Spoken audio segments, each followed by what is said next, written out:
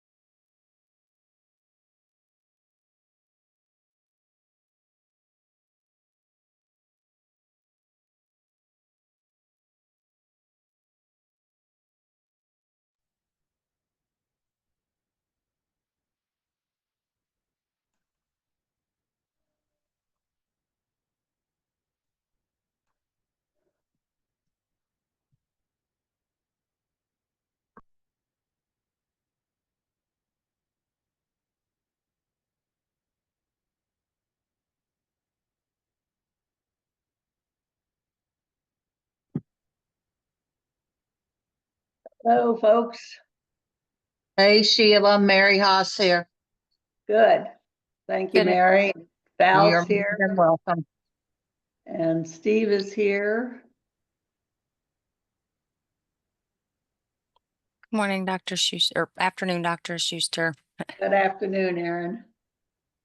We are still clearing out the waiting room if you'd like to give it just a moment.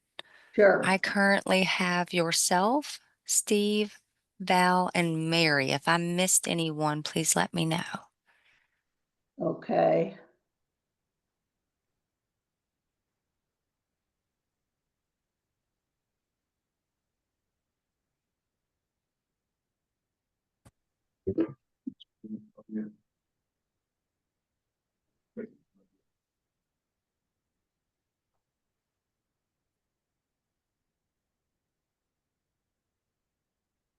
Looks like Misty is currently logging in.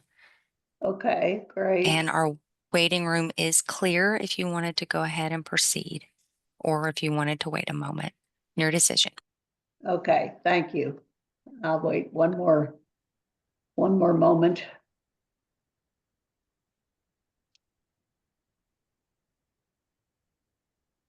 Can you hear me?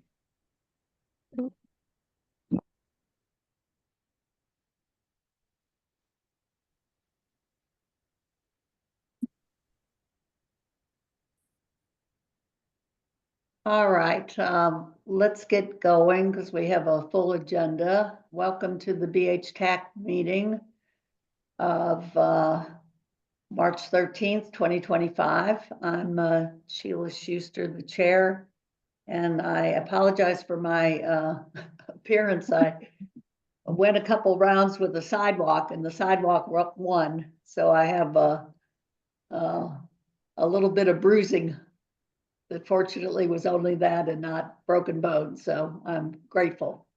I'm sorry that you didn't get a better hit on the sidewalk and it won, but hopefully you're okay.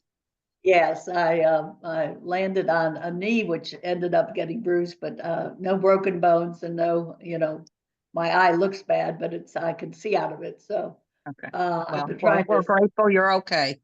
thank you. I'm trying to save people from having to look at this battered face, but I want to be a voting member of the BH-TAC. So let's see, Mary, you want to introduce yourself, please? Okay, Mary Haas with the Brain Injury Association, Kentucky chapter. Great. And Val? I'm Valerie Mudd with NAMI Lexington, the National Alliance on Mental Illness and Participation Station, a peer-run, peer-operated center. I'm a person living with mental illness. Great to have you. And Steve is right next to you in my little box here. Steve Shannon with CARP Association of Mental Centers. Glad to be here. All right. And Misty, I think you're on. Yes, Misty Agnew. I'm with U of L Health Fraser Rehab Association and the Brain Injury Alliance of Kentucky. Great, thank you. And Tara was going to be on, though she couldn't, I think she was driving. I don't know if you're on yet, Tara. Okay, and TJ, I didn't see him. I don't see either of them logged in yet, Dr. Okay. Schuster. so we do have a quorum to do business, and we will proceed with that. Thank you very much. So the minutes are distributed from the court reporter, and then I sent you a summary of those meeting minutes in draft form. So could I have a motion from one of the voting members to approve those minutes as distributed? I will motion that the minutes of January 9th be approved. Okay, it was actually January 22nd. Oh, I Okay. should have changed it on this. We rescheduled that meeting, so I said. Let me stand corrected to the 22nd. Yeah, thank you, Mary. And a second, please. This is Misty, I'll second. Okay, great. Thank you. Misty, you'll And, have to have your camera on to vote, please. Sorry. I think we had a second also from somebody out. There's Misty. Great. Okay, so all in favor of approving the minutes, and it should be the minutes of January 22nd, signify by saying aye. Aye. Okay, and any opposed? And any abstentions? All right. Aaron, if you could put up the document I sent out around noontime today, the resumption of prior authorizations for behavioral health services. Yeah. So we've been on kind of a windy road about resuming the behavioral health services.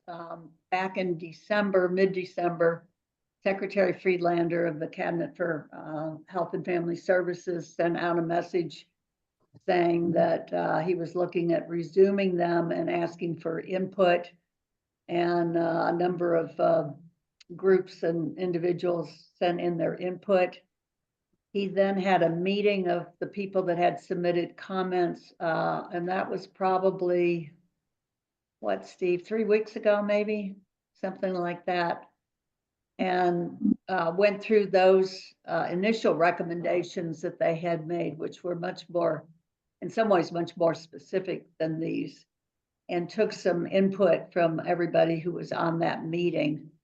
And then last week, he sent out this resumption of prior authorization for behavioral health services. And he said at that meeting that they would be resumed for all behavioral health services starting May 1st. Now, there also is a bill in the legislature that also talks about resuming prior auth for behavioral health. So we'll see if that passes, then what that would say. But let me give you all a chance to look. There was a lot of discussion in that meeting about consistency among the MCOs. I think a lot of providers have been concerned about very different interpretations of medical necessity and the information that they require to ensure that there's fidelity or adherence to the criteria. So it would be wonderful if we could get more consistency, I think, across the MCOs. They also talk about provider notification and perhaps using the health information exchange. There was a letter on that third bullet point. There was a letter issued by Commissioner Lee in mid or kind of late November of 2024 that looked at H2027, which is psychoeducational services, and kind of redefine those significantly. They have been done by peer support specialists primarily. And the letter from the department indicated that they would now be done by licensed mental health professionals, which is, I think, from my perspective anyway, as a licensed mental health professional, quite a change there. There also were caps put on peer support specialists, and they're apparently going through another round of review. We've heard a lot in this BH-TAC, in these BH-TAC meetings over the last year about peer support specialist services and psychoeducational services being overutilized by providers, and that being a source of great concern for the MCOs. We're still, Aaron, up on the first paragraph of this, if you can go back there under critical issues. Yeah, thank you. And then they say that the return of a prior auth on outpatient services will be evaluated going forward. And, you know, most of those are outpatient therapy services. So if you could scroll down a little bit now, Aaron, please. So the reintroduction of prior auth with the goal of May 1st. There's clear guidance that crisis and emergency services shall not be required. Although, and Steve, please feel free to weigh in because you were at that meeting as well. There seemed to be some questions asked about, do we all agree on what a crisis service is and what an emergency service Right. is? And I don't know that that has been addressed. Inpatient psychiatric hospital services for youth and adults for stays longer than 3 days would be PA'd. And the MCO may or may not require notification at the time of admission. There would be PAs for the PRTFs, we call them, the psychiatric residential treatment facilities, both level 1 and level 2, and also for partial hospitalization for substance use disorder or mental health services exceeding 30 days. They refer to the recently communicated, those would be the November of 2024 limits for psychoed and peer supports specialist services. TRPs, the therapeutic rehab programs for mental health, would have a minimum period of authorization of 3 months. ABA services, which are given pretty much continuously in those cases, would have PAs for services exceeding 30 days. Targeted case management for anything exceeding 3 months in duration. And the further PAs would be for 3-month minimum periods of time. IOP or intensive outpatient programs exceeding 30 days would be PA'd. And then they refer to the gold card. If you look at House Bill 423, which is a bill that's moving in the legislature filed by Representative Moser. It outlines a gold card procedure for in the private market, the commercial market for providers. And basically it sets a criteria. It's usually 90%. I think in this bill it's 93%. So if I'm a licensed behavioral health provider and I routinely have my PAs for, let's say, outpatient psychotherapy approved more than 90% or more than 93% of the time, then for the next 12-month period, I would not have to have a PA anytime I requested outpatient psychotherapy services, regardless of who the patient was. So it's a way of reinforcing providers that are doing well in terms of submitting the initial PA information and so forth. And that's permissive. And then the last one on the last page is PA may be required for out-of-network providers as long as the MCO is in compliance with network adequacy standards. And I think we have found that there are lots of different rules for out-of-network providers and different reimbursement rates sometimes. So it'll be interesting to see whether the MCOs want to use PAs with out-of-network providers. And Sheila, Yeah. in the chat about how will providers know the number of units for psychoeducation? I think it came from Taylor Toll at his IA house. And I think that's a pretty good question because it's an annual cap. But if a person changes providers, you know, you can provide services beyond the cap number and not get paid for them. How will that be communicated? And I don't know, we have an answer yet, but. Yeah, that's an excellent question. And there are lots of questions, I think, around those caps. And when we get to the discussion about bills in the legislature, Steve can fill you in on what's happening with House Bill 695 in that regard. So that's a good question. Taylor will run that up the flagpole back to the secretary and ask how providers will know what those numbers are. Sounds great. Thank you. Yeah.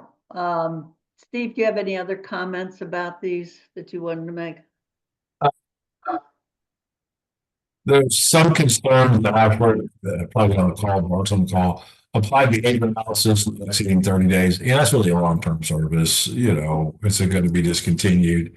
You get modified behavior in 30 days. I'm not so sure you're getting applied behavior analysis necessarily. So I think that's a concern. One takeaway is prior auths are coming back. You know, I think that's pretty clear. Both the secretary and the general assembly want to see prior auth for behavioral health return. Some of this document, you know, there's a may or a shall. I just wish there would be some guidance of which one it was, because, you know, maybe one day and it shall the next. And you know, it's not an annual services with the exception of the psychoed, but it's still, you know, reinstituting the process that was in place, you know, pre-COVID essentially. And one thing that people have asked me, will there be additional trainings made available for the prior auth process? Because it's been 5 years and some staff that were doing that may have turned over, may have left. So you may have new staff who's in the utilization management function of an organization who haven't done a lot of prior auth necessarily across all MCOs. I think that's a fair question as well. Yeah, and Misty asked the question about is the cap, and Misty, I guess you're talking about the cap on psychoed or on peer support. Is it an annual cap that follows the patient versus a cap per insurance provider? You know the answer to that, Steve? It reads that annual cap. I'm trying to see if I had it yesterday, but it sure feels that way right now that it is an annual cap, which is the result of Taylor's question. So there is confusion about how that plays out and what does it look like. I guess I was curious about that because, you know, I work in rehabilitation, and so we're very accustomed to having therapy caps and limits on the amount of services we can provide. So, you know, if I had a patient who was with one MCO, it ends and then they pick up a new MCO, essentially the number of visits that they have available to them, in essence, somewhat renews. So it was just a curiosity, along with the fact that I know that we as providers will call the insurance company and find out, you know, if we know that the psychoeducation has a cap, we ask exactly at the time that we request information, how many units of that cap have been utilized. So I guess I was just globally curious about that, as this is what our normal practice is where I work. Yeah. And granted, that is not providing behavioral health services, but rather general physical therapy, speech, occupational therapy. Right, right. Well, I think that's a question that we can ask. And Kathy Dobbins asked about residential crisis units. Are they defined as part of crisis services? Would you guess, Steve? I mean, that's a good question to ask. Been clearly articulated that way, but I would think based on the conversation, even the MCO said the emergency crisis should require a prior auth. Yeah. Nina, you've had But your not hand up and hospitalization, but not hospitalization, Steve, because I think didn't it say that was waived? They didn't specifically say that. They said emergency and crisis. They didn't specifically say CSUs. But hospitals, I mean, didn't it waive the requirement for hospitals for the first 3 days? Those 3 days, correct. yeah, first 3 I days. don't, which I don't know why I wouldn't do the same for the crisis units. Right. I mean, Yeah. you know, it's a lot less expensive intervention. Yeah. In we the should past, add- I do believe at one time it was after 3 days when the pre-auths were in effect before. Yeah, that's a good point to ask. Kathy will ask that. Thank you. Yeah. Nice. And Nina, Reading the Yes, two questions. Will you comment on the last bullet that said that referred to the Sky Kids? What does that mean? They don't have any prior auth? in it's PRTF. directions back to those. Angie's on, she can answer that. Yeah, I'm sorry. It's for PRTF. There's a little asterisk by PRTF. And that's- Okay, Asterisk is for that. okay. yes, that's And- right. I'm sorry. Yeah. That's okay, Um, thank you. And one other question, what about inpatient specialty EPSDT services? Do they require prior auth? Inpatient specialty EPSDT services. ESDT. Yes. I don't see them on here, so that's a question that we also ought to ask.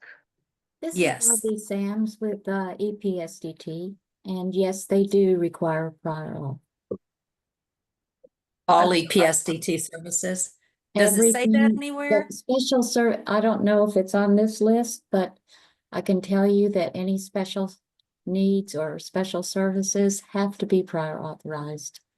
Okay, it might be helpful to get it on the document, just so we're all clear. Yeah. Thank you. Dr. Schuster, there's another Yeah. question in the comment. It says, how will the reintroduction PAs impact clients who are actively receiving the named services at the time of resumption? From Mandy.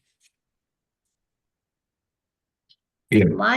My impression was that the PA would be on the services going forward from that point. Is that your understanding, Steve? So the entire duration of those services for a person who's began receiving them before this effective date would continue and would not require prior authorization at any point?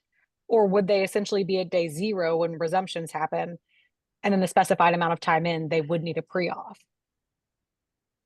I see what you're saying. Yeah, we have not had that level of discussion, that detail. Angie Parker, do you have any insight on that? I was thinking about that. No, I do not. A lot of the comments hi, Angie Parker, Director of Quality and Population Health with Medicaid. You all are asking very thoughtful questions, and knowing that some of this that we've put out there, we did ask for, we did have some feedback from some providers that last night that we're also looking at that may have included some of this, but if not, Aaron will be, and Dr. Schuster, I'm assuming as well, will be compiling all these to make sure that they are addressed in some form or fashion. Yes, I will forward these to you, Angie, and to Secretary Friedlander.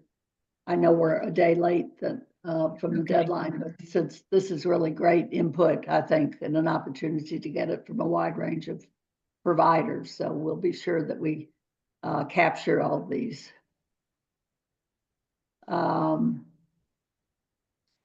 So the official date that these return, we understand, Phyllis, is May 1. That's the goal. If you look at the document, it says goal of May 1 after appropriate notification. And remind me, Angie, is it a 30-day notification for something like this? Yes, ma'am. Providers, okay. So May 1 is a goal date. And that may be a moving target, but I think he was pretty certain when we talked a couple of weeks ago that that's what he thought it would be. But there is a 30-day required notice, if that helps. And can we be sure, Angie, that, you know, anything that's going to providers would also come to me as chair of the BH TAC? I'm not on Yeah, your I mean, provider list. because it's a behavioral health prior authorization, we'll make sure it goes to the BH tag as well. Yeah, thank you. I'm not in your cadre of providers since I haven't clinically done it. It'll be going out on our website and every Yeah, avenue. you'll put it out every place there was. So Rita asked, the letter I received said that the cap for H2027 and H0038 is per calendar year. Right. So that would be regardless of who the insurer is. If the person changes insurers, the cap would be cumulative across the insurers, right? Mhm. Okay. Steve, your sound is very wonky. I don't know what you want to do about it, but you sound like you're talking with marbles in your mouth. Might be. I don't know. Can someone help me understand why we would not need to obtain a PA for SCI recipients for PRTF if we are asking parents in the community to obtain a PA? What's the rationale for that? Do you have any idea, Angie? I don't, other than the PRTF would be asking for the prior authorization. Yeah, I think the question is, Michelle, you want to clarify what your question is? Why would we not need to obtain a PA for all kids? What's the difference between the Sky Kid versus a child in the community? It's the Sky are foster children, and it's kind of sometimes more challenging to identify where they may be located. So that could be one reason, but that's certainly a question we can take back. So, I mean, I'm assuming it's for ease of placement, but why would we not want to offer ease of placement for our families in the community so they don't have to come into care, basically, is what I'm asking. So what's kind of the nuance that I'm probably missing there? We'll take that question back. Okay. Sheila, could I underscore that just to say, I think if we're looking at a choice between resuming PAs and PRTFs 1 and 2 for the entire population or being able to exempt kiddos in Sky, we would view the exemption of kiddos in Sky as an improvement. But I think we have heard the cabinet a couple of times, even during the legislative session, note that the cabinet has the same opportunities and options and access as families who keep their kiddos in custody. And this does create that disparity. So I think the intent is strong here, but I do think we're talking about children who are actively in crisis. And to Michelle's point, we want to ensure that families are able to stay together as a unit and don't, in a moment of complete desperation, end up in a system because they were blocked access when they tried to navigate it independently. Okay, good point. Susan says, have you discussed the need to clarify the 3 months for many of these services if they are consecutive or calendar, and that MCOs define months differently? 28 days, 30 days, and calendar month, which is very confusing and should be clarified. And I don't think that we had any discussion about that, Steve. Yeah, so in the past, and we've had this ongoing situation, and so feel very strongly that for any of these that have timeframes, that they're very well defined in the regulation so that the MCOs are held to the same standard. With TCM, in the past. Some MCOs did 28 days, some did 30 days, and some do calendar months. And when you have the month of February, and the ones that are doing days versus a calendar month, we lose an entire month of revenue because they won't let us bill without a certain number of days in between. You've also got the situation where it defines like therapeutic rehab 3 months. Is that 3 consecutive months? Or even with targeted case management, if someone's in the hospital and you don't bill for a month, would you need a prior authorization because 3 calendar months have passed or 3 consecutive months of billing? And so I just think holding the MCOs to a same defined standard of what a month is very crucial for those kinds of definitions, because we have found significant loss in revenue based on MCOs designing their computer systems on how they define a month. Okay, good points. So all these Also- places, Sorry. yeah, Also, in terms of TRP, if they approve 3 months, if someone's coming 2 days out of the week versus 5 days out of the week, how is that going to be defined? And then to the point of I think Steve made earlier with ABA services, a lot of times those TRP services are long time needed programs. And until Michelle P. waiver program begins allowing the people off the wait list, which there's been a small amount of that. There's been a small amount of movement, but there's, still 9,000 people on the wait list until those people can access TRP through Michelle P. waiver. Then I think that it is the responsibility of the MCOs to provide those TRP programs to folks who would otherwise qualify for them if they were approved for Michelle P. waiver. So 3 months of TRP needs to be really looked at and defined.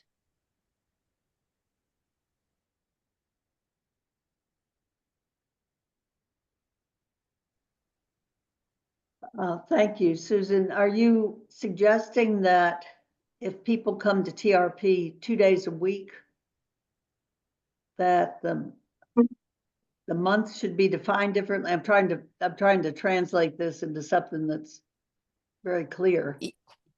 Yeah, I think I'm just asking, how are they going to define it? So if they said, 3 months, does that mean I can't do math? That's why I was a psychology major. But does that mean 5 days of services times 3 months? Or so if that person only came 2 days a week for 3 months, does that still, does that make sense? Yes, yeah, I got you. Service or service over a 3 calendar month period, right? I mean, I think that's the distinction, right?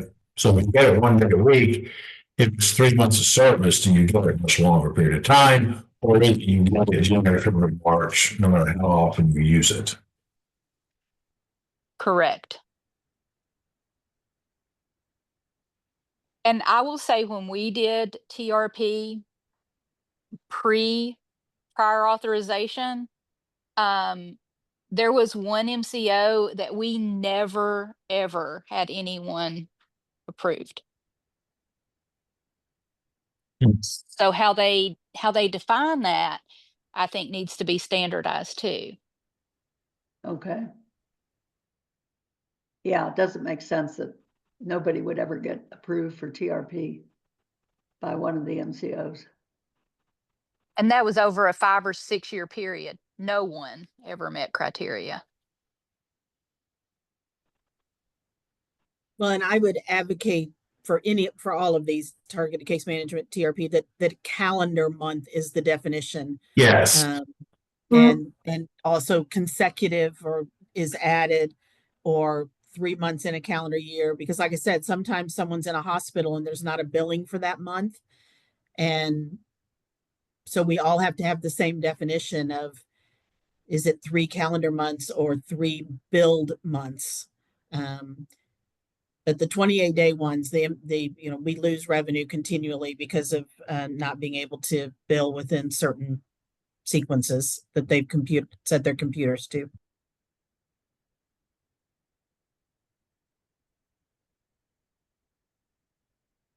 So, what happens if somebody starts the service in the middle of the month? Does that count as a month? Well, for targeted case management, you still have to have the certain number of contacts, and it's a monthly billing. So yes, I still think for targeted case management, a calendar month is very clear. I think for therapeutic rehab, the other Susan that commented, I really wonder if months make sense, because someone could go one time in a month or, 25 days in a month. And that's a very different level of service. So I'm not sure months make sense for TRP. And I didn't see mention of ACT team, assertive community treatment, anywhere in this. And I don't know if it's exempt, but it would have the same situation as targeted case management, because that's a monthly billing if somehow ACT does fall into this criteria somewhere. We would want those defined as calendar months as well. Were you needing to get PA for ACT before it was suspended, Susan? Yes. Okay. So it's not considered a crisis or emergency service. Well, it is. In some definitions, it is listed as crisis, so that's why it's confusing. So I'm not sure where we weren't sure where it fell in here. I guess I think of ACT as being crisis, but that's a good question. Is it crisis? Yeah, crisis stabilization units were also not mentioned, and I assume they fall in that crisis, but I don't want to assume either, because they did require PA prior to the pandemic. Yeah. And that was the kind of discussion, Steve, as I recall, where there was confusion at that meeting with the secretary. Because there were people saying, I'm not sure we would all agree on what's an emergency service or what's a crisis service. And Well, I will say that again, that for crisis CSUs, crisis stabilization units, you did get that first 3 days, because you can't, if somebody is in a crisis, you bring them in and then you try to get the PA, but you only get we were only getting 3 days. Again, going back to Susan's point, this was pre-pandemic, and then you had to make your case to be able to. So you got 3 days, Kathy, and then you had to do the PA, right?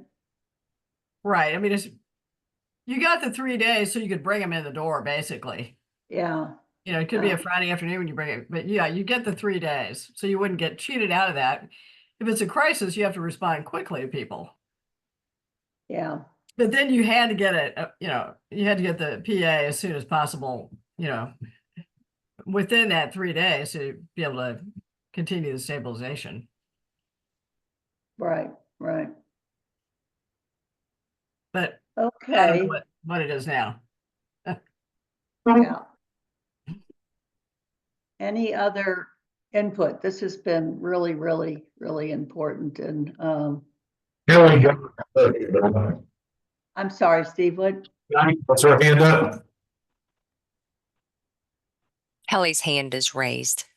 Oh, I'm sorry, Kelly. I have just two questions really, and that is, I think I understood you to say that the cabinet wants to put these prior authorizations back in place. And secondly, there was a question up earlier that said, what is the impact of this going to be on people with people with serious mental illness and with all these issues, with all of it? What we know is the impact is delayed treatment, not enough treatment.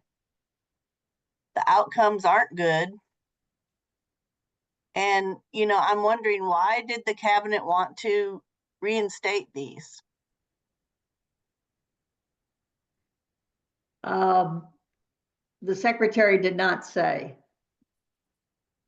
He essentially, I think what's happened is that the MCOs have raised a bunch of hell about there not being PAs, and, you know, the providers have raised hell about the audits, which is the flip side of this.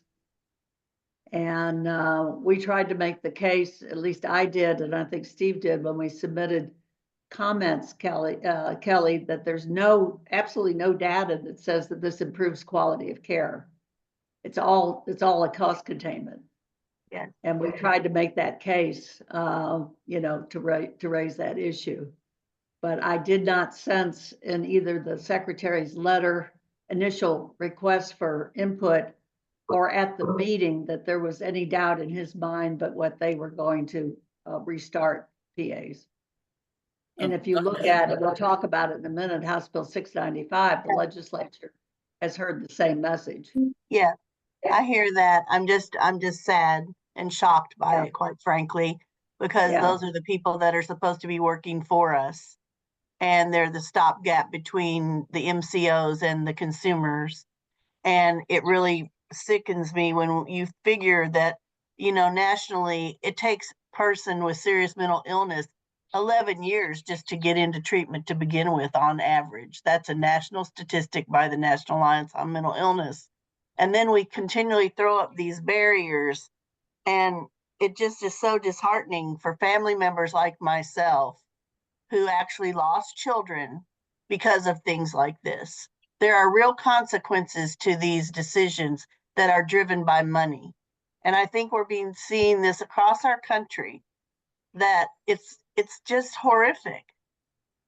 If they get their way by raising hell, maybe we need to raise more hell.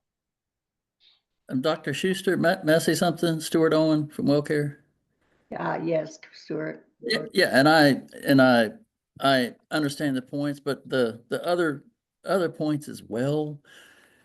We have particularly seen with addiction providers, but not always addiction providers, where there are members who it's not individualized care at all. They get 20, 30 hours a week of peer support, as much psycho-ed as possible, because that's where the money is. It's not tailored to the individual's needs, their actual diagnosis, their conditions. And our own data shows, because we've compared like the providers who have a high percentage of that, their outcomes, their members have higher ER visits, they have higher admissions, they have higher readmissions. And so, I mean, there's a balance to it, I guess, is what I'm saying. And also even, you know, we lack visibility into when individuals have been admitted, for example, like psych hospitals and PRTFs. And so we don't know, and we've asked providers to notify us so that we can help engage with discharge planning, care coordination, make sure that they get, you know, the step down care when they get discharged immediately, as quick as they can, so they don't, you know, get readmitted. So, I mean, there is a balance to it. I understand what you're all saying, but that has resulted in, particularly like with the peer support psycho-ed, there's been a whole lot of money spent that actually did not help anybody. Yeah, but if I could respond, I can't find my hand to raise it. I apologize. I couldn't find the icon. But Stuart, as you say, you know, that has been more of a concern on the substance use treatment side. And you know, for those of us, for the organizations that are hiring peers who have a serious mental illness, to provide peer support to other individuals with serious mental illness, you know, we're lucky if it pays for itself. Very lucky if it pays for itself. We typically lose money on that, but we do it because it's a valuable service and it's meaningful to our clients. But we don't make money on it. And our class can't bill, our peer specialists can't bill at the volume of the substance use peer specialists. And yet we get lumped into the same bucket. And I feel like that is unfair. I just want to put that out there. And the other thing, Kelly, in terms of what you were saying, you know, your concerns, and I 100% agree with you. But don't we all think on some level that some of this is being proactive because we know that there's a spotlight on Medicaid at the federal level and that there could be cuts to Kentucky, and so therefore, you know, the state is trying to get some handle and control on it before anything actually gets put upon us. Anyway, just putting that out there. I'd like to go back to Stuart. And Stuart, if your Sure. companies know that there are certain providers in the substance abuse realm that are charging more and doing all of these things, then you surely have a way to target those individuals and go after them, not the consumers that are utilizing the services. And secondly, what Kathy said, I don't think they have the sense to be proactive enough. I'm really starting to worry about that. I really don't know that they would be that way inclined. I think it's more of a kowtowing to managed care organizations and money, quite frankly, and not wanting to piss anybody off. And the reality is, people's lives hang in the balance of all this. My Totally. son was one of those people. There are lots of those people out there. And it's all semantics to the people in the suits that are sitting around saying, well, so-and-so over here, they're getting a little too much peer support for their SUD program, for their IOPs. They're not utilizing professionals. I was dressed down by someone in Medicaid on another meeting the other day for saying it was always a clinical service, always done by professionals. Well, then why did we train up a workforce of peer support specialists? As for me and my programs through NAMI Lexington, we don't charge for any services. We don't bill Medicaid. We don't do any of it. And still we're able to do it. So we're going to be able to find a way to serve our people one way or another. But you guys sure make it hard. You guys sure make it hard. And I am damn sad about our whole health and human, I can't even say the word of it right now. I'm so upset. Eric Friedlander. I'm upset that they are Secretary. doing this, the Secretary of the Cabinet of Health and Family Services. There it goes. My brain's working again. Sorry, I get emotional, but this is ridiculous. Well, I mean, we were providing peer support a long time before it was a Medicaid billable service too. But what happened when it became a Medicaid billable services is it did become more professionalized. You know, it has been a really good thing for peer specialists to have that certification. And it is part of recovery, and their recovery enables other people to follow the path of recovery. Yeah. And it's a fairly inexpensive service. So if it's in most cases, at least for us, it is. I can't speak for every provider out there. Yeah. Yeah, and my point is it has value, but unfortunately what we've seen is providers have exploited the lack of safeguards, and they have peer support factories, and that's all you get. You get a ton of peer, you don't get the clinical, you don't get the actual clinical services Provider, that Stuart. drives outcomes. Go after the provider then, Stuart. Well, I agree. Well, no, I agree. Here's the problem. There's frankly a lot of political pressure. I completely agree. Of course. When we have tried, Mhm. there's a lot of political pressure. Some of them are very well connected, and that's another part of this whole equation or whatever, the whole I would be landscape. sad to even I'm admit gonna, that. Kelly, excuse me, I've got a couple people with their hands raised, and then we've got to move on because we've had this discussion with the MCOs about going after those people because they know who they are, and we've gotten nowhere with that. Erin? Dr. Schuster, Rita also is having problems raising her hand, so I just wanted to let you know she's also in the loop. Thank you. I was going to call on her next. Rita, you were trying to ask a question. Yeah, actually, I guess maybe it's kind of a recommendation if the TAC could take this to whoever, pre-pandemic when we would need to do these authorizations, say for TRP, and it would be denied, we would then do a doctor to doctor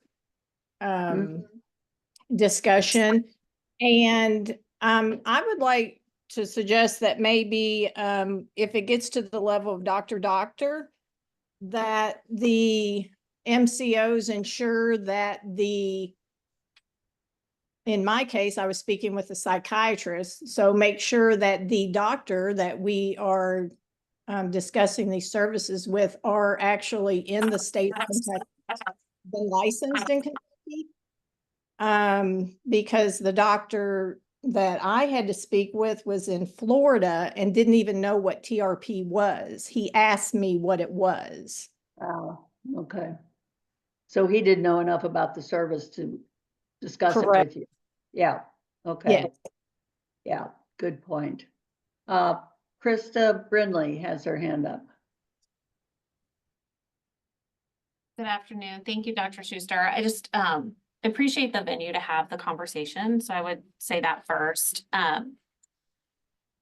And I absolutely, it's heartbreaking to hear, I forget the woman's name whose children were impacted by mental health. So my heart goes out for those situations.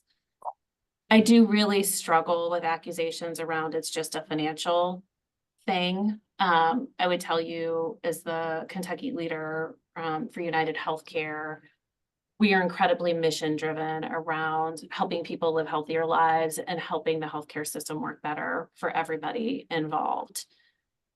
We do have grave concerns around the delay in diagnosis around 11 years. I have equal grave concerns around the amount of time it takes for evidence-based practice to fully be adopted by various practitioners. And that's part of our role in the system is once scientific evidence is out there, help through care coordination, have conversations with providers around specific cases. I will tell you, without authorizations currently in the BH space, which is an anomaly, quite frankly, we believe we are the last state to still have an auth waiver in place from a public health emergency that ended 2 years ago. When we try to engage with providers around a collaborative conversation around care, only 20% of the time do we get engagement from a provider's office. But when we do, over 90% of the time, something around the treatment plan is adapted to be more in line with evidence-based care. So I just want to put that out there in a fact base. This is not purely a financial thing. Where our passion comes from is the ability to engage in collaborative conversations with providers. I believe there are times when patients, either on purpose or for whatever, on accident, they're not in the condition to be able to tell you other providers they may be seeing, other medications that they may be on, and that is also access to data that we have that is oftentimes helpful in those collaborative conversations around updating or adapting a care plan. So I want to continue to have conversations around how do we improve the lives of Kentuckians holistically, both from a medical and a behavioral perspective. And I really want to keep conversations like this very fact-based and grounded in what's best for Kentuckians. Thank you. All right, and the last one is Nina. Quick question for Stuart.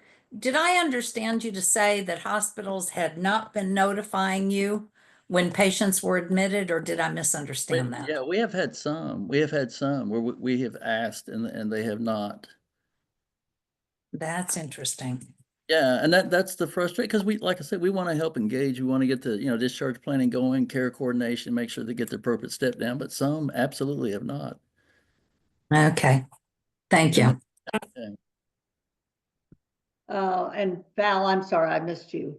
We'll have you wrap this up here. Yeah, that's okay. I did want to remind everybody that peer support is a evidence-based practice, and I don't remember which meeting I was in, but I was told that psychoeducation was never an approved service for peer support, and if it was never approved as if psychoeducation was never approved for peer support folks to do, I just question why we were ever doing it. I don't know that just bugs me, because yeah, I don't know. Well, But we are evidence-based, we're doing real stuff. We're not just out there lollygagging and just, talking to folks and, evidence-based. That's the best thing I can say is we are doing evidence. No, I think that's exactly right. And I think certainly there are many accounts of the peer supports being crucial to the person, particularly newly diagnosed, and getting them into the system and doing that, support that only they can do. So I do appreciate that, Val. I also, actually, somebody told me recently that psychoed is not even in the state plan. So I guess I have a lot of questions about psychoed. And as a licensed mental health provider, I would not see it as something that one needs to have a master's or a doctoral degree and have a license to be able to do in the way it's defined. So I just, I'll just throw that out there. So as always, we have lots of input and lots of, so one last question. Is psychoed approved for CSAs? And I don't know the answer to that. When this package answer that, I can't hear you, Steve.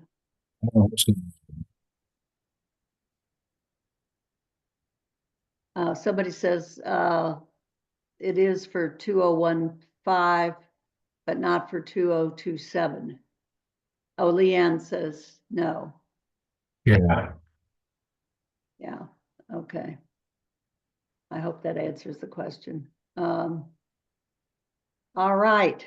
Where are we in our agenda? So I have lots of notes, and Aaron, I will work on you to make sure that we capture all of this to pass it along. The current status of House Bill 789, that's the infamous MAC and BAC bill. You will remember the BAC is the Beneficiary Advisory Council, and this was supposed to be an open process of coming up with this language and sharing it with the MAC, hopefully, and so forth. And none of that happened. So it was filed, as you could tell, very late in the sessions. Representative Moser is the sponsor of it. You could tell by the 789 that it was very late in the session, and it has not moved.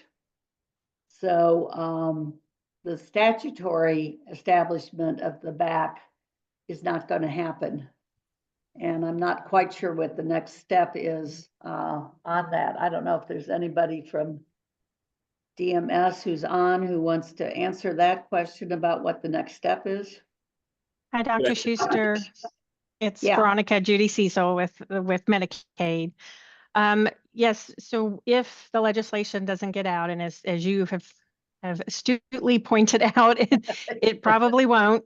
Our only next step could be regulations, filing regulations, because we are required by the federal law to implement.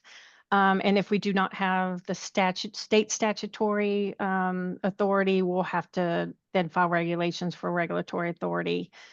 So we are in the process of trying to create those right now so we can quickly file not too long after the session, once we're confirmed that there's no state statutory changes. At that point, it's going to look extremely similar to what you see in the legislation for the BAC. For the MAC, it's a little bit trickier because there is a state statute that has the constitutes the MAC and its membership. We will likely just implement any of the federal differences between that. So, for example, it requires non-consecutive terms, things like that. So anything in the federal law that's not currently in the state statute will implement as for the regulation as well. So the MAC changes that would be done would be those that are in the CMS final rule, right, Veronica? That's correct.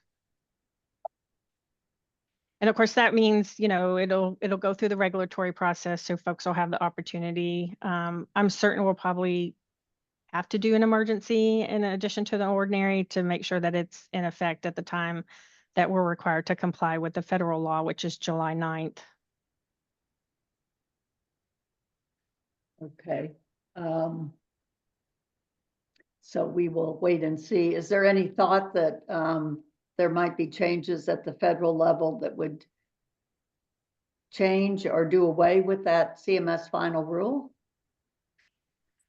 I think it's unpredictable. I do not, yeah, I do not have Okay. that crystal ball. You It don't really have that is. crystal ball? Yeah, we It all is, wish, yeah, we it's all very wish we had difficult. that crystal ball. Yeah. Correct. But, you know, keep in mind, so they would have to pass something in Congress, or they'd have to promulgate a federal final rule to change a federal regulation to change that. And if they haven't started that process, that also, I think, you know, takes a lot of time to get through. So we're just focused on moving forward until something changes in the law or regulation that requires us to do something different. Okay, thank you. So there are some very interesting bills in the General Assembly. There are some things that are moving, some of which we are happy about and some of which we're not very happy about, or some of us are not very happy about. And Steve, I wondered if you could tell us first about House Bill 695, because that's the biggie in terms of Medicaid. Can you hear me, Becky? Say it again. Oh, I guess you can. That was my question. I don't know why. I don't know what's the matter with your, is everybody else having trouble here or understanding, Steve? Yeah, He does sound muffled. yeah. Somebody said, you know, you might want to call into the meeting with your phone. Try turning off your video, Steve, when you're talking. Good idea. See if that helps.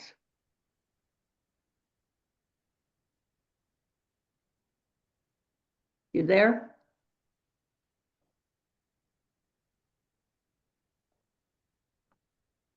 He might be trying to sign back on and see. Let me go on and talk about some other Medicaid related legislation.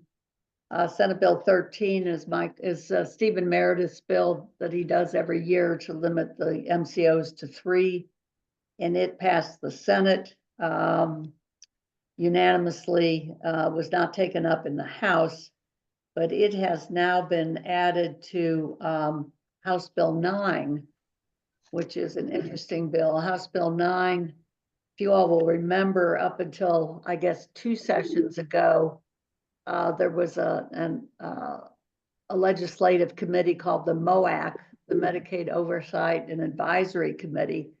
And Stephen Meredith ran that committee, and they would take up all things Medicaid. And a lot of us testified to that committee over the years. And then for some reason, and I'm not sure I remember the reason, they did away with it. Yeah. And now they decided that it's, are you there, Steve?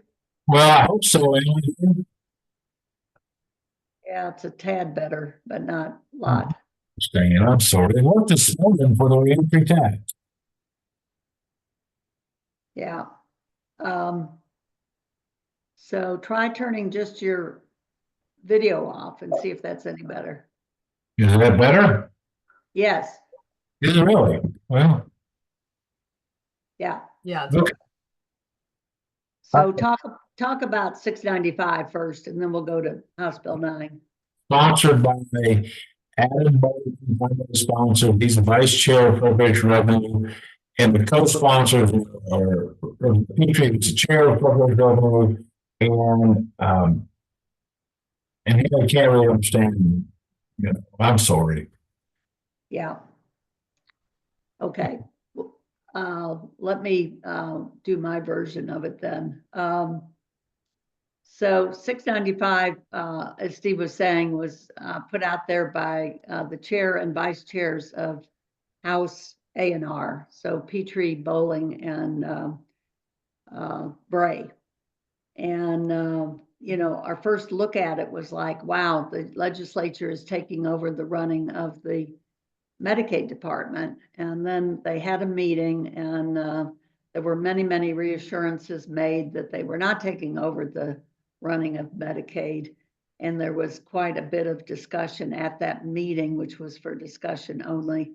and a couple of people testified, Emily Beauregard from Kentucky Voices for Health and Joe Dan Beaver from Life Skills CMHC, and Dustin Pugel from KY Policy, and then the secretary also testified. And so they waited a week and came back with a committee sub that did change some pieces of it. And they talked from the very beginning that this was a companion bill to House Bill 9. And that's what I started to tell you about. House Bill 9 creates the Medicaid Oversight and Advisory Board, the MOAB.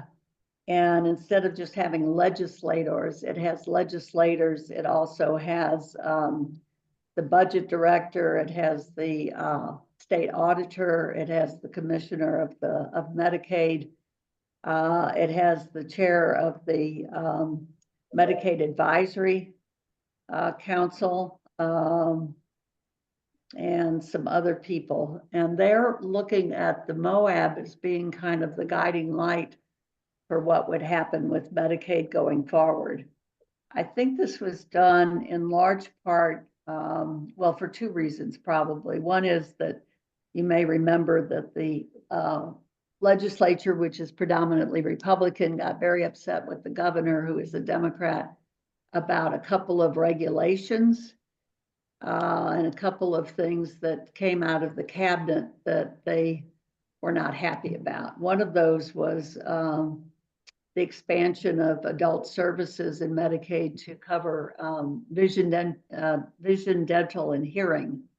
And that went into effect a couple of years ago. And when it came to the Administrative Reg Review Subcommittee, the legislators were up in arms about it because they said, how are you going to fund this? And they said, well, we have money from the drug rebates that we get, and so that's how we're going to fund it.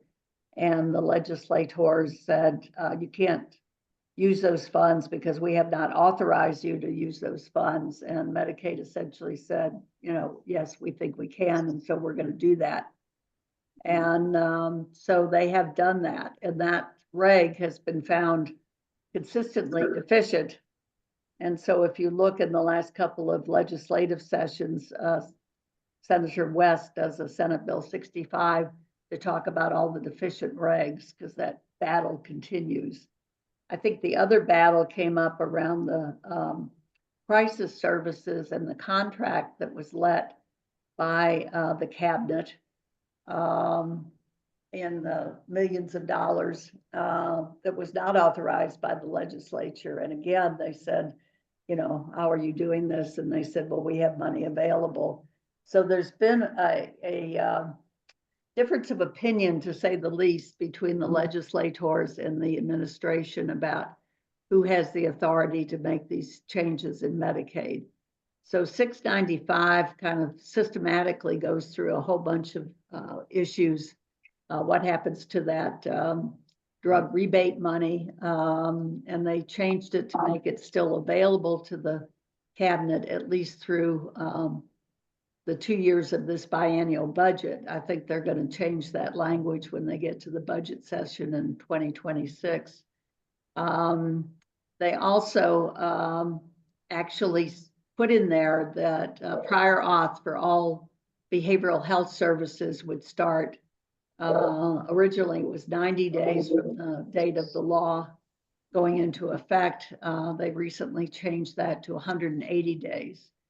And they're doing it with a kind of hatchet approach. So there's none of this nuance that we just talked about in the recommendations from the cabinet. They're just saying all behavioral health services that were originally PA'd are going to be PA'd as of that date. And Steve in particular and some other people have worked very hard with Representative Bowling to try to get a more graduated approach to that, but that has not seen its found itself into the language of the bill. There also is new language that is of great concern to people on waivers and also to the long-term care facilities. It calls for a feasibility study on the management of long-term care services, and certainly that could be interpreted to include all the waiver services. And I think the concern is, as you will recall at the BHTAC meetings, particularly Mary Haas has raised these issues in the past when there's been a study, whether it's about rates or about the way waivers are done. Very often the studies are not very open to input from the people that are most affected, meaning the waiver participants, their families, their caregivers, and even their providers. We've had lots of instances of angst among those groups. So there's a lot of concern about that particular part of this bill as well. I think those are the major points in 695, and it is poised to go. Yeah. Yeah. Can you hear me? Yeah. I changed computers. The other piece is there's directive to look at services that increased by 10% expenditures or units. So they're going to, so that goes back to the point of let's identify specifically maybe who needs, some attention and do that as well. And that's in there. It also, there's any increase in Medicaid, it has to go through the General Assembly has to know that. I think that's your point over in the reg and crisis services. But it's a shift, in my opinion, to oversight by the General Assembly of a Medicaid program with concerns about, one, we all believe pending federal changes, whatever those may be, as well as increasing the Medicaid budget itself. So I think that's what's that. There's an expectation that it will pass, right, Sheila? I mean, there's no doubt it's not going to pass. It puts the caps in on psycho ed and peer support specialists. I mean, it really gets into the weeds. Yeah, the Senate took that language out. Oh, okay, good. So the Senate version removed that specific psychoeducation language. Wow.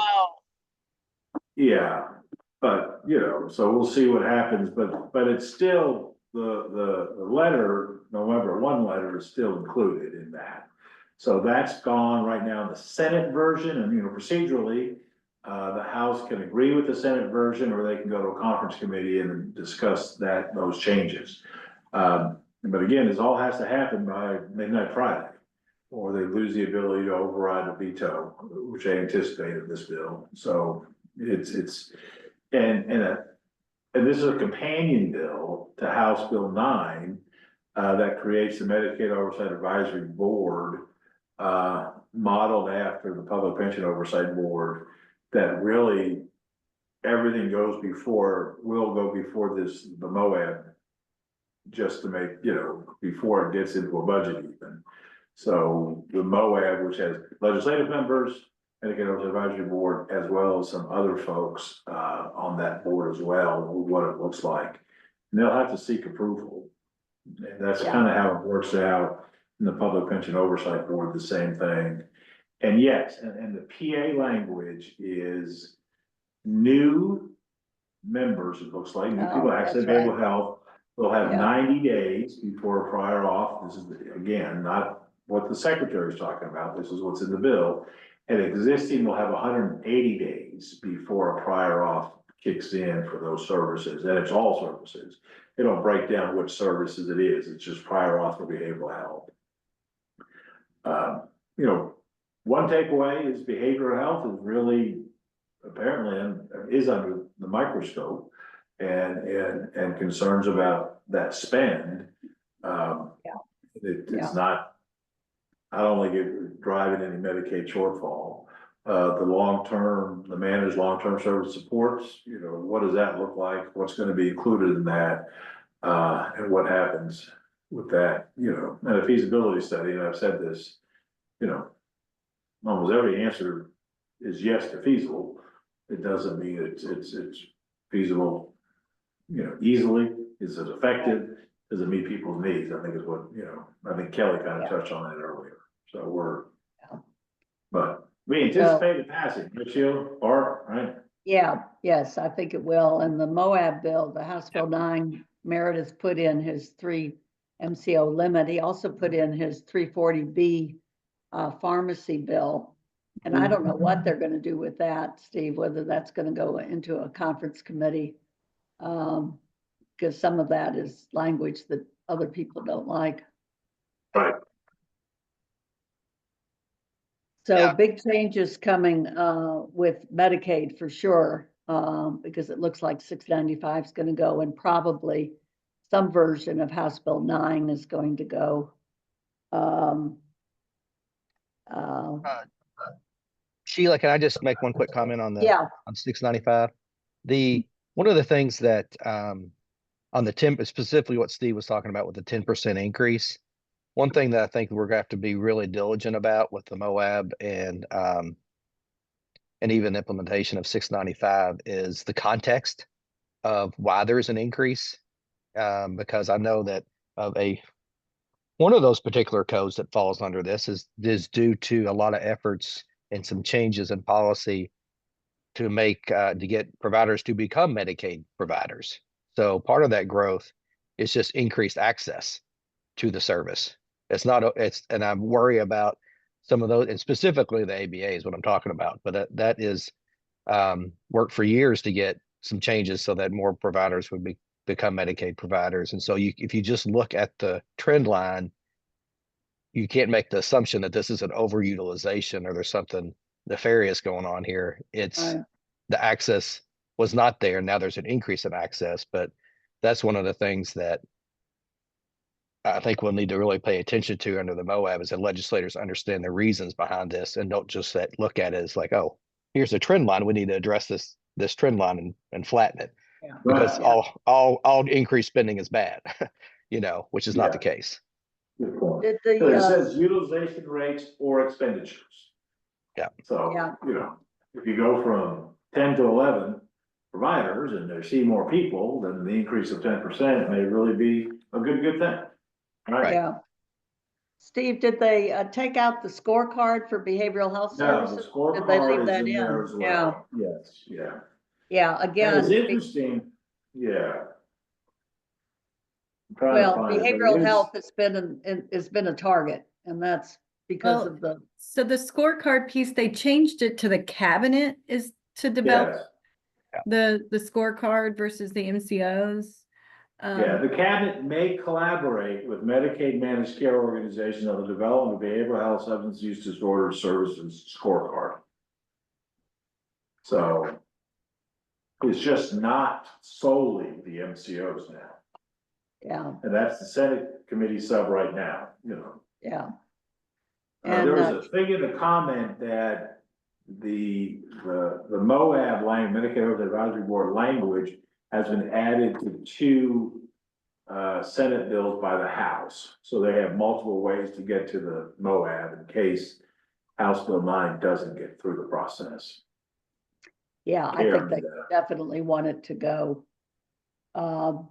In the interest of time, because we have lots of other things, I will send out to you some other things for those who provide treatment for LGBT individuals. There was a terrible addition to House Bill 423 yesterday that would prohibit any Medicaid payment for services for gender affirming care for adults.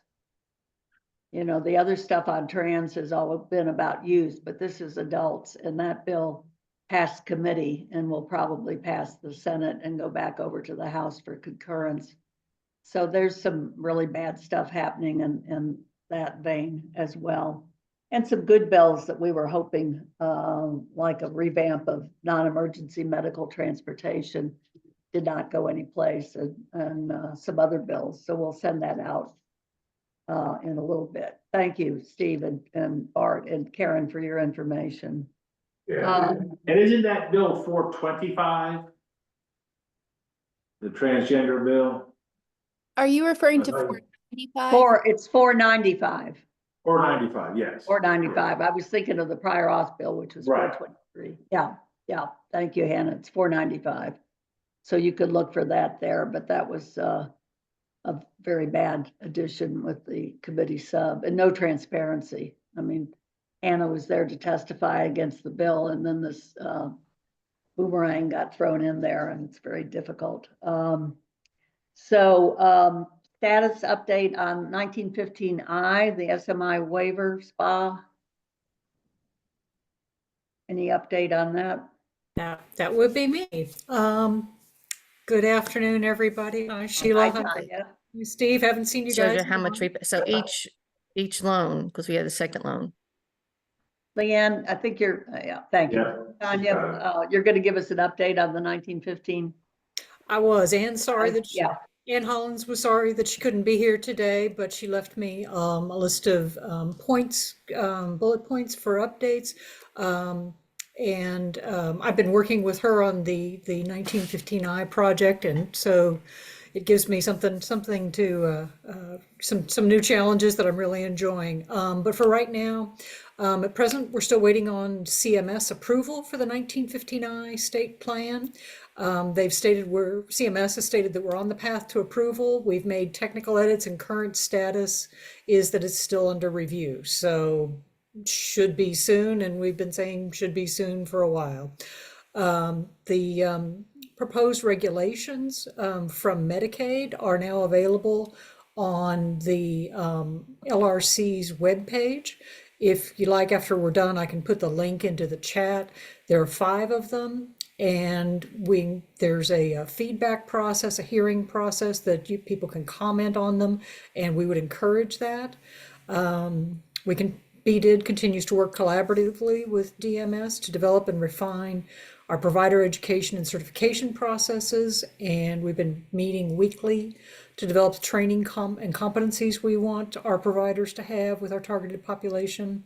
We're also looking at a streamlined approach to give credit for trainings that are like those in the 1915C waivers, to have a little bit of economy of scale, if you will. Right, right. We've completed the eligibility thresholds for our functional assessment tool, Inter-RAI or Inter-I Community Mental Health, and crosswalked the domains in the assessment tool to the services. We're partnering with UK's Human Development Institute to obtain staff to assist with administering the BRISE program. We continue to work collaboratively with KHC and the Continuum of Care providers, KHC being Kentucky Housing Corporation, on housing supports and their existing processes, data integration, enrollment with Medicaid, all of those things. This will be new to those kinds of providers. And we continue to work on NEDM system changes for processing the eligibility, enrolling providers, and payment for services rendered.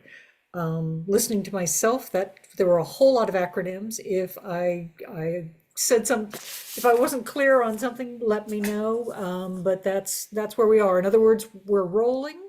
We're about where we want to be, but we're waiting for that crucial CMS approval before we can really lock some things in. Yeah. Well, it is very encouraging to hear that we're under review and on the way and should be soon. So, and if you would put that link to the regs in, Tanya, that would be very helpful. Thank you very much. I can't talk and go to the internet while I'm on a Zoom all at the same time, right. so I'll have to wait till we're done. Yeah, thank you. Are you doing the status update on the reentry waiver, or is that Angela? Nope, just the 1959. Okay.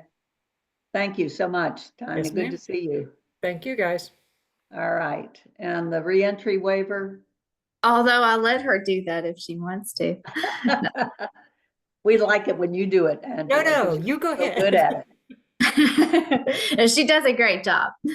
Again, yes, good afternoon, everybody. Update on reentry 1115. Again, we continue to meet with our justice partners routinely around program design. Again, still working through many of those things in terms of defining services, operational policies, procedures. So again, that work does continue. We are also, and I should back up to say, we have not received any response from CMS on the deliverables that we submitted last fall. So that's our implementation plan, our monitoring protocols, our reinvestment plan. We continue to keep that again on the agenda, ask if there's any feedback, if they need anything from us, and assured again, if there's any questions or if they need anything, they'll let us know. We are continuing again some discussions around the pharmacy, 30-day supply, service benefits. Again, what does that look like in some of those impacts? We are drafting system requirements. There will be, again, not significant, but there will be lots of systems that will require some changes. Our eligibility, again, how we're identifying the reentry population when they're eligible for services, et cetera. So our claiming billing system changes, pharmacy, again, med impact. So lots of systems, drafting those requirements again, and working with and pulling in our managed care partners to have those discussions as well, impacts to their systems. Drafting out those timelines for deployment and what that looks like. Again, we do continue to also work with our independent evaluator that we're required under the demonstration to have and their evaluation design. So getting them familiar with the program, and we'll start introducing the evaluator to our partners to participate in some of those activities. We, again, do also continue to work with, participate in Learning Collaborative, the Nashby Harp Learning Collaborative with other states. So that, again, is a great opportunity to take advantage, to hear from other states, to hear some of the same challenges and barriers that they're facing. How are they addressing those? Again, kind of working through those lessons learned. So getting that feedback, addressing some of those concerns. So again, those are all good things that are occurring. We continue again to target October as implementation date.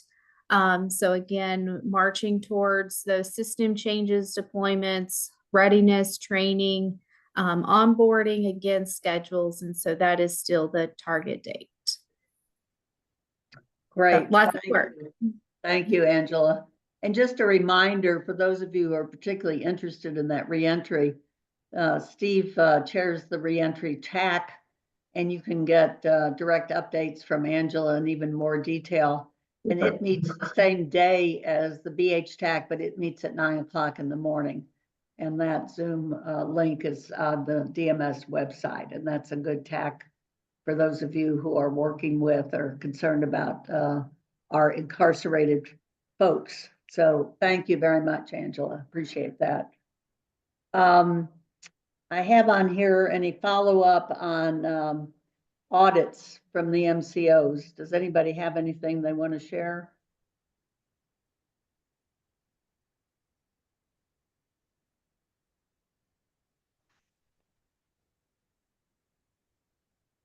Well, that's a first. This is Gad with the Children's Alliance. I can share that House Bill 787, which we talked about last time, got tacked on to House Bill 785, which passed out of the Health Committee, and Senate Bill 153 has gotten an amendment, which is that combined House Bill 785, which was also passed out of the Health Committee yesterday. Okay, and tell us what's in that bill, because not everybody that was on the KMHC Yeah, meeting it's yeah. So the original House Bill 787 was to reform the audit and appeals process to standardize things for our MCOs, to make sure that providers get a fair shake on notifications. And oh gosh, yeah, I can share the original language here in a second into the chat. It's a bunch. Yeah, I know it's very comprehensive. So it's been attached to 785, House Bill 785.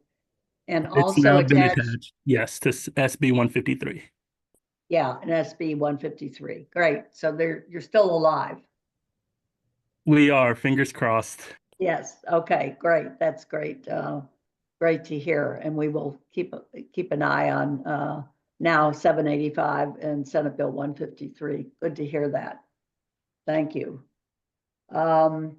I will say from the provider end of things, we continue to get multiple audits. We just had one. And we have had 4 previous ones from the same MCO that we've never gotten feedback from those 4.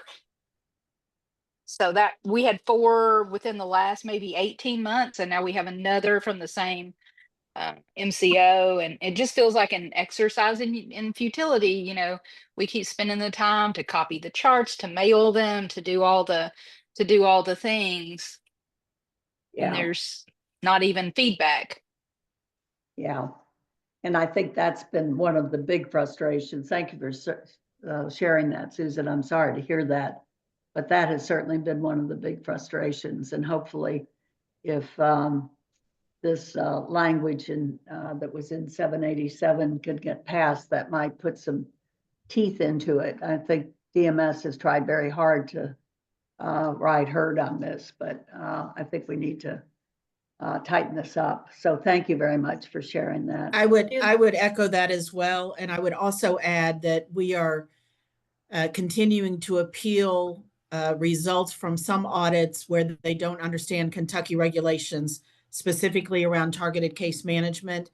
They're telling us that we don't have the right number of contacts because they're not counting a guardian as an allowable contact for a child.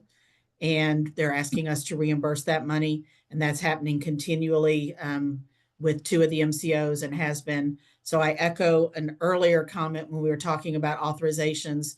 We need to have individuals that are working with us that understand Kentucky regulations or live in Kentucky, and that we're not held accountable for other states. Yeah, good point, Susan. Thank you. Sheila, this is Michelle with the Children's Alliance. And I just wanted to let you know that there are several provisions in House Bill 787 that are already in statute for pharmacy records. And so I've been asking in regards to House Bill 695 that if we're going to move forward with prior auths, and if we don't want to include 787 for whatever reason, that to at least include what's in statute already for pharmacy records for behavioral health and medical records. So I don't know, but there's clear provisions already in statute that we should at least be communicated with. We should be given time. We should not be doing recoups until after appeals are going through. So I just think there are some basic standards that need to be implemented for our records, just like they are for pharmacies. Yeah, good point, Michelle. Thank you. And we will hope that either House Bill 785 goes or Senate Bill 153 goes, and we get that in there. Thank you. And Sheila, just for context, Senate Bill 153 is a very similar bill to 787, but it addresses prepayment audits. I thought that was it. I was trying to remember. Prepayment reviews. I'm sorry, not prepayment audit, prepayment reviews. Audits are on the other side after payment, but this is on the prepayment review side. Yeah. So there's a lot of trying to address a lot of the same issues. Yeah. Who's carrying that, Bart? It's Senator Greg Richardson. He's a freshman senator that took Senator Westerfield's spot. Okay, good. Well, we will hope that they make it to the finish line or over the finish line. Thank you. Dr. Valerie Mudd has a question. Oh, I'm sorry, Val. Well, it's in the comments. Oh. So are the audits going away when the pre-auths go back in place? That's a great question. Maybe that ought to be one of the ways that we know that the PAs are doing something. I don't know. So I I've just- been I told just- the answer is no, that audits will always be with us, which is why I've been fighting for just some standardization. We're not opposed to audits. We're opposed to 20 audits in 3 days with 15 days or less to respond with no response months later. And we're opposed to them taking our dollars without an agency being able to appeal. Right.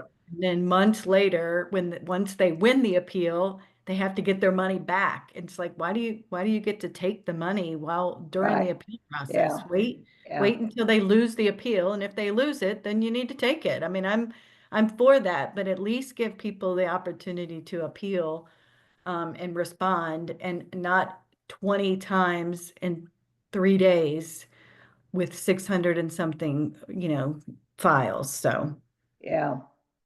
Exactly. I'd just be interested to see if the audits are like lowered. The amount of audits go down extremely smaller when the pre-auths go back into place. I'd be interested to see that. Well, one can only hope, Val, and we will keep an eye on that. Good question. 1915C waiting list, and I don't know who's reporting on that. Hi, this is Sherry. I'm here for Leslie today and have the waitlist numbers. There are only 3 of the waivers that currently have a wait list, the HCB and the Michelle P and the SCL, of course. The HCB wait list is 3,256. Yeah. The Michelle P is 9,638. And SCL is 3,566.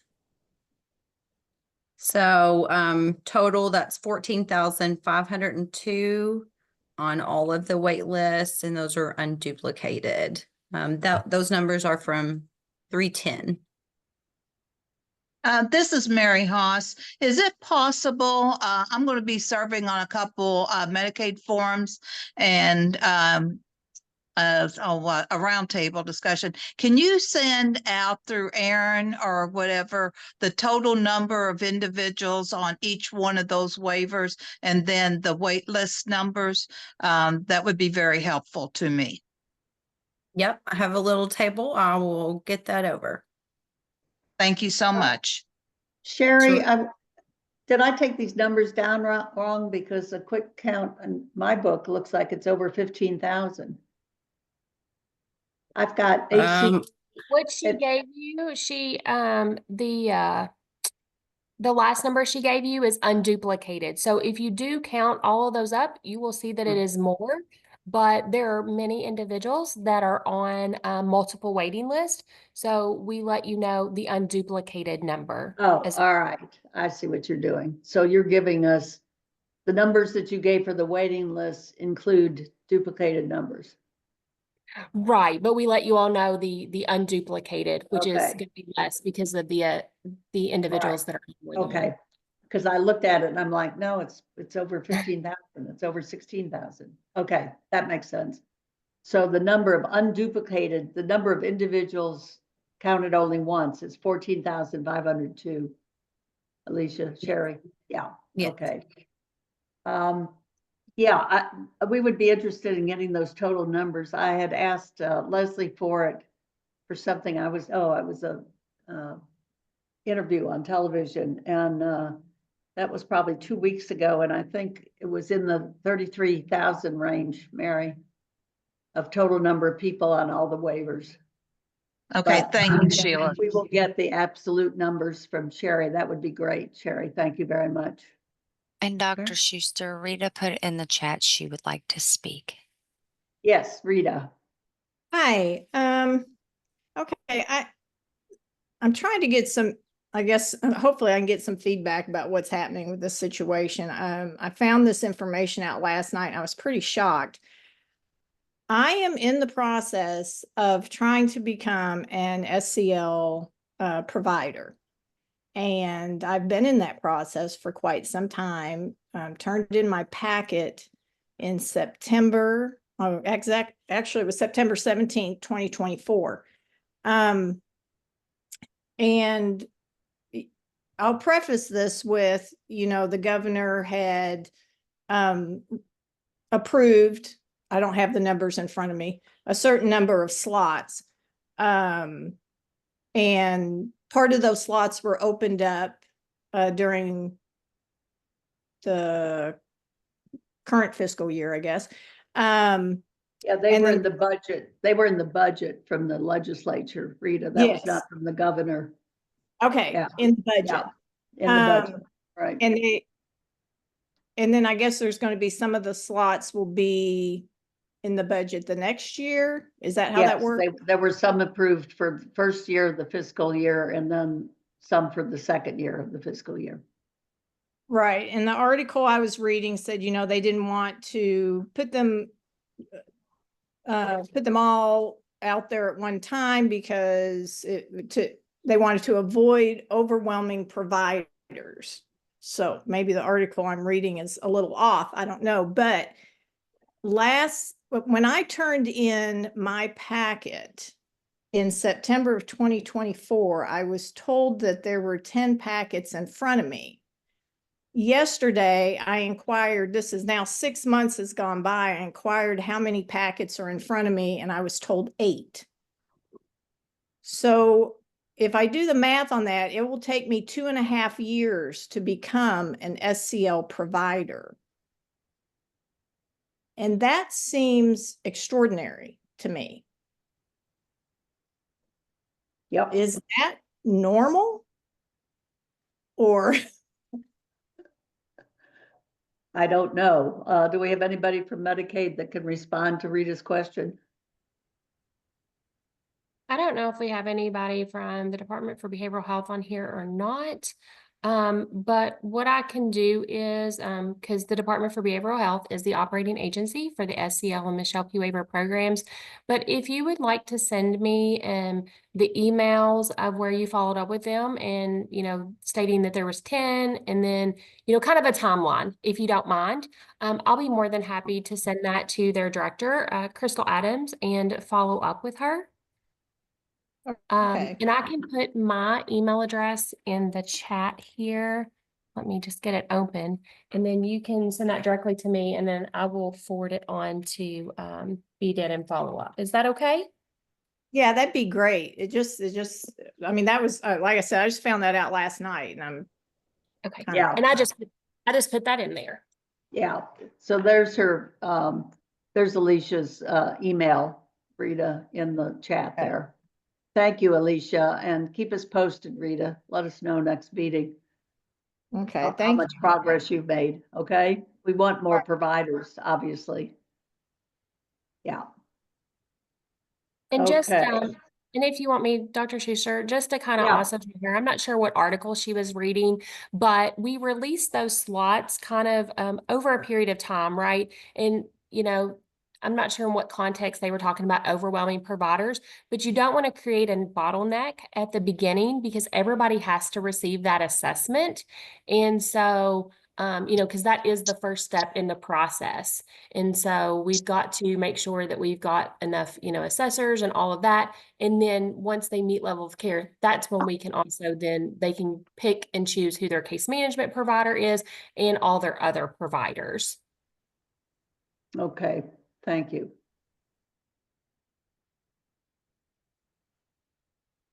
But have all the slots that were allocated in the first year of the biennial budget been filled, Alicia? Yes. I thought they had. Okay. They were all released. Capacity was released for all of those slots.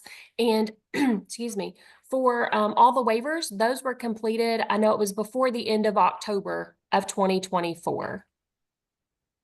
Okay. Yeah. Mary, Sherry just put in the chat the table of the waiting list numbers for you.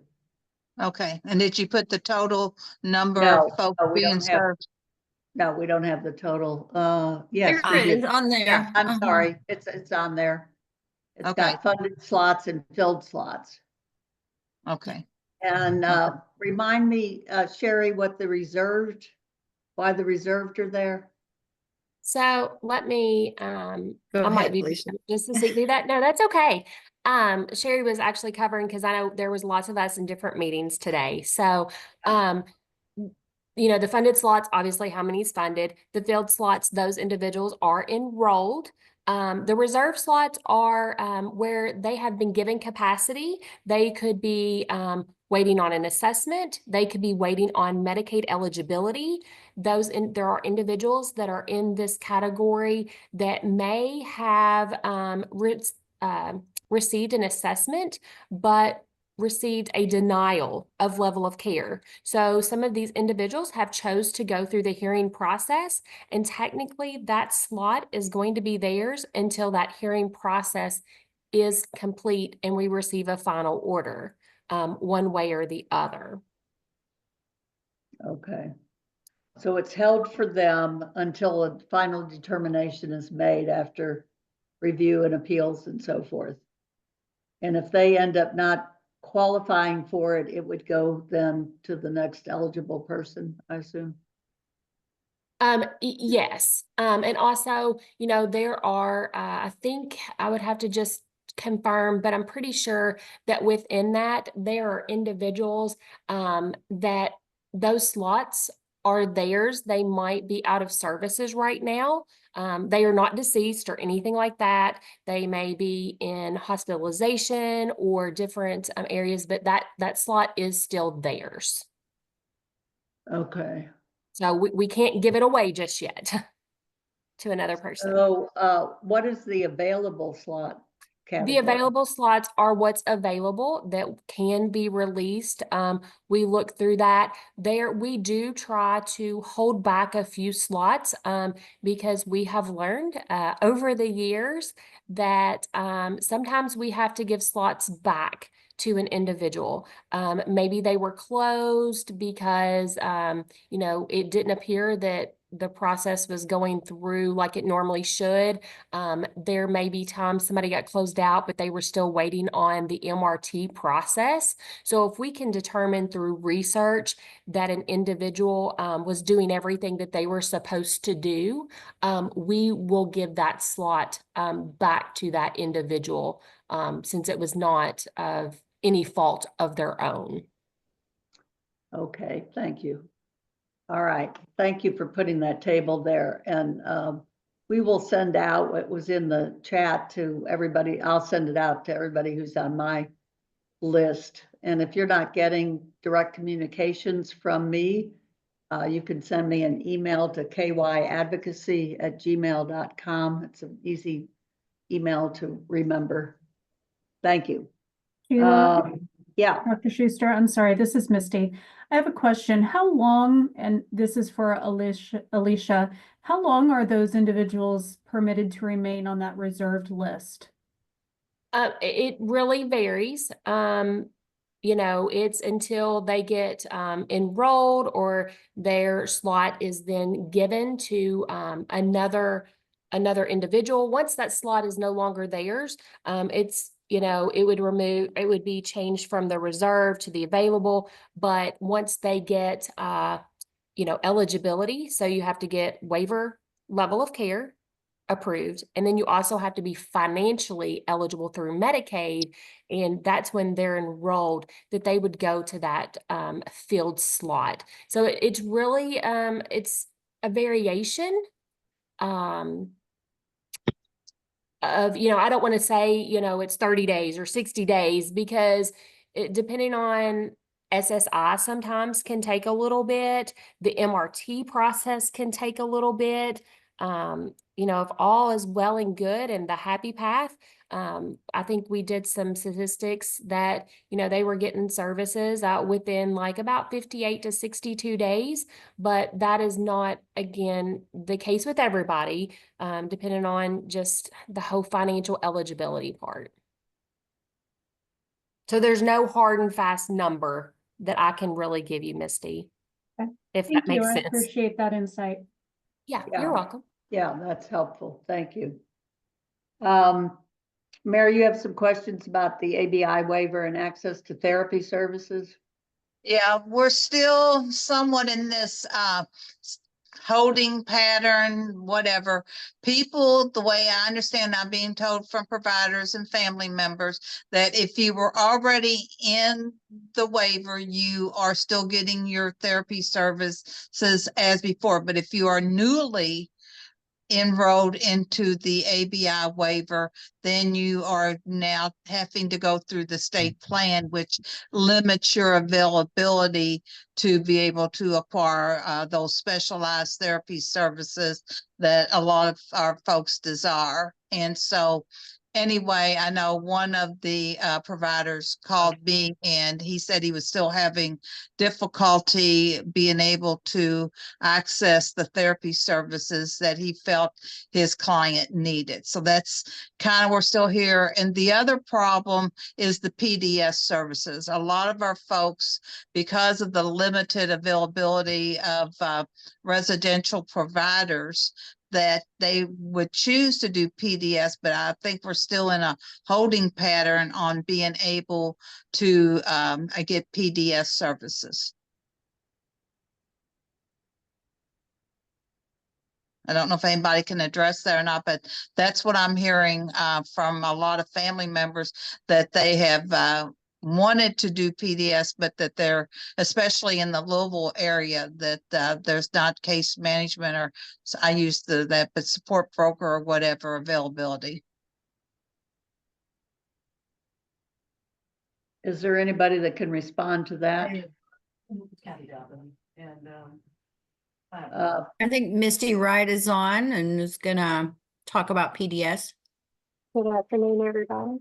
Yes. We have an ongoing interest list for PDS. So when these documents are actually sent in to us, the person's name goes on this list. They're not removed from the list because I'm having a difficult time hearing her.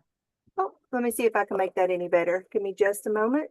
Is anybody else having an issue with that as well? It could be a little bit louder, Misty. Oh, that's not something I'm usually accused of, everybody.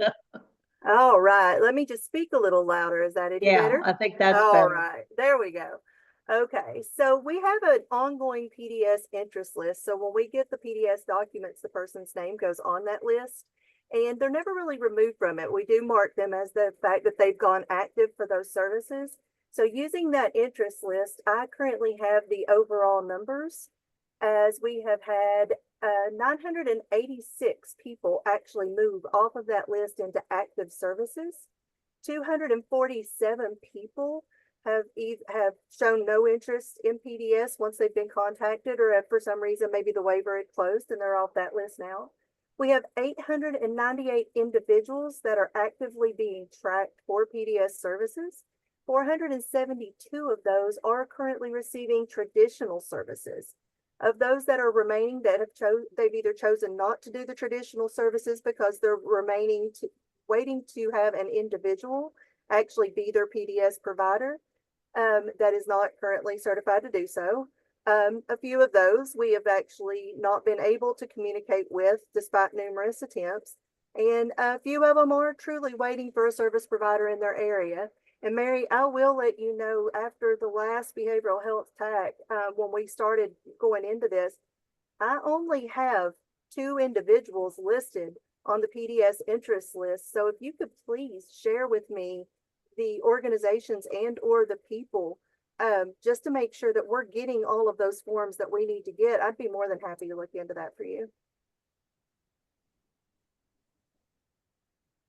Do you want to put your email address, please, Misty, in the chat as well? Yeah, absolutely. That'll be helpful. So what you're saying, you are wanting what areas that people are having the difficulty in acquiring the PDS services. And what I cannot tell you 100%, are they already getting some traditional services? I would say possibility, yes, but I don't know that for a fact. I don't want to say anything that's not quite, but yeah, send me the email and then we'll go from there.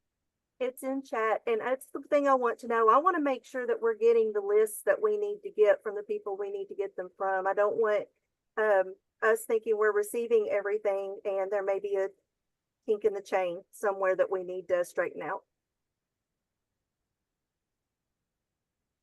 Misty, I had a question. When you say that, can't read my writing, 986 have moved off and have gotten PDS services.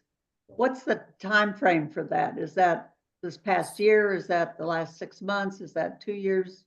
So the creation of this list started in March of 2023, and that's been since then.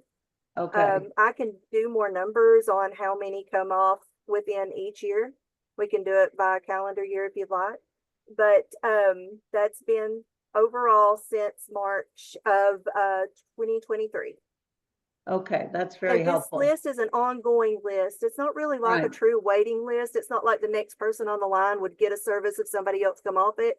It's truly an interest list. Like, we don't want to lose these people in a backflow. So we keep their stuff together so that we know to reach out to them. Because if we get somebody who's a PDS provider in that area, at least we'll know who all is interested in that area. Yeah, yeah. I would be very interested in seeing, I've asked Leslie at various times to tell us if she can, the kind of average wait time for PDS services in each of the waivers. And you probably have a way to do that off your list. I can, but I'm going to go ahead and tell you, since it's not a true waiting list, that time frame really doesn't, the data flow in that isn't something that I would be wanting to that's not a hill I want to stand on, because it's based on so many things. It's based on the list getting to us. It's based on the person could have been on there for 4 years now, and they just keep saying no to somebody else doing services because they have one individual who they want to be their PDS provider.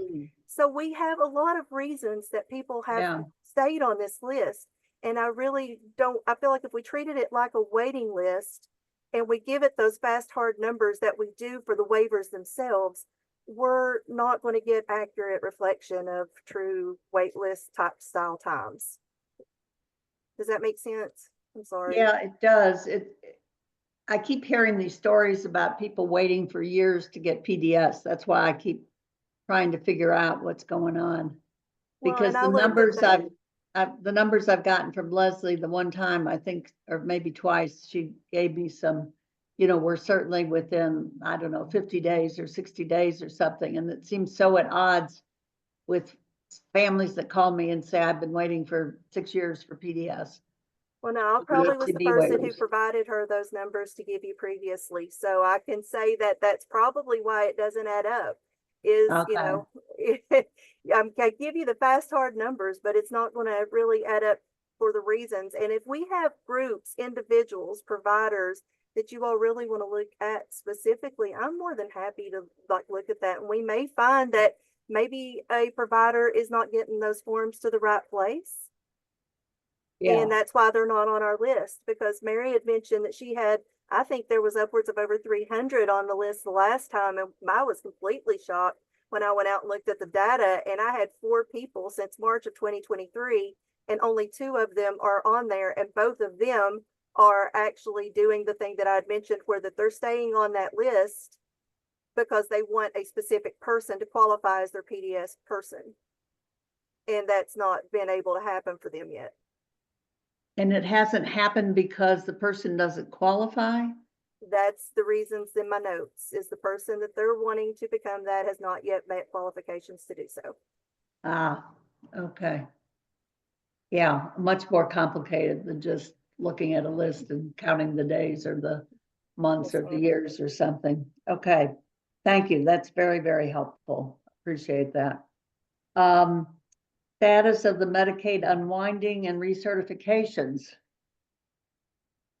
Hi, Dr. Schuster. I'm not going to share my slides, but we'll send them to the TAC members, and then we'll post it on our website just as a kind of high level given the time. We're still staying around 1,450,000 individuals enrolled. As far as renewals go, we still are maintaining an extremely high approval rate. So yay, we're excited to have that, obviously. So that approval rate is staying up in the 80%. And the majority of those are by that automatic renewal. Right. Instead of having to go through an actual manual kind of redetermination. I know a lot of folks primarily are interested in child renewals. And as a reminder, we've been automatically extending children for 12 months. They have not had to go through a redetermination. Right. Those begin with July renewals. So in May, as May approaches, in June, as those renewal packets go out and those renewal notices go out, we want to make sure folks understand what's happening. We have been working on a campaign around the restart of renewals. We've developed a lot of materials. We've been working with providers, and we've been working with our Friskies on the development of those materials. I think right now we have some advocates and some others looking at those. And then once we finalize those, we're going to start the campaign. We're going to be really focused on schools and trying to get through to parents that are, in the schools, the children that are in the schools, trying to get information that way. But we're going to have postcards that we're going to mail ahead of time to let folks know child renewals are starting. So we're going to do all we can to make sure people understand that that's going to start again. I think our biggest concern is that folks don't understand that most children have a higher federal income level that can make them qualified than their parent. So, that's the other kind of education, is just asking those parents or guardians to go through that redetermination, just respond, let us make that determination of ineligibility rather than just presume that, the child may no longer be eligible. So that's going to be our primary focus going forward. Yeah, thank you. All right, that's great. We appreciate it. We'll look for your PowerPoint. Do we have any recommendations for the MAC?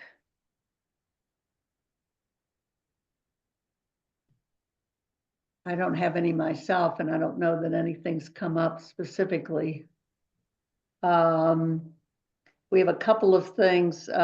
We want to come back to the SUD approvals or not approvals for the approvals by the MCOs for SUD residential, and we will put that on the agenda. And also the behavioral health needs assessment. We heard that a month ago, and there were lots and lots of questions, and Leslie said that they are reworking that and will come back the next TAC meeting for that. Is there any new business to come before the TAC? Are we all talked out? Probably. All talked out, Sheila. All talked out. All right. Any formulary issues? That's the other thing that we always want to know on old business. Okay, I guess that's good news that we don't have any there. So the next MAC meeting is in 2 weeks. It's morning 9:30 to 12:30 on March 27th. And then our next BH TAC will be May 8th. So it'll be after the Derby. You all could all do your Derby betting and so forth. And I will look to see you then. I will work with Aaron to make sure we have all of the input, and we'll forward that to Angela and to Secretary Friedlander, the feedback on the PA recommendations from the cabinet. Oh, Nina has her hand up. Nina? Yeah, just a quick thing. Can we ask the cabinet to ensure that there is training or retraining on the prior authorization process prior to its implementation, either by them or the MCOs, whatever they direct? Yes, I have that in the notes because somebody else had brought Perfect. it up, because it's been Thank you. 5 years or so since people have done Yeah. it. We need to. Yes. We need to do Thank that. you. All right. Anything else to come before the body? All right, so we kind of made it by 4 o'clock. Thank you all very much, and thank you for your participation in the discussion and your many good questions and so forth. And Speedy I will- healing to you, Dr. Schuler. Speedy healing to you. Oh, yes. Hopefully I won't look quite so beat up the next time you see You're me. fine. All right, so I'll see some of you who tune into the MAC. And it's well worth your time, I think, because it's a different level of and different range. It's much broader, but it also you hear directly from the Medicaid commissioner and staff. We will have an update, a biannual update on maternal and child health. So those of you who are interested in that space, we will have that at the next MAC meeting. So thank you all very much. And Erin, thank you as always for your help. And I wish you all enjoy sunshine. I guess it's still sunshine out there. So and living through the end of the session before the veto days. Bye-bye. Thank you. Have a great afternoon. Thank you. Bye-bye. Thank you. Bye.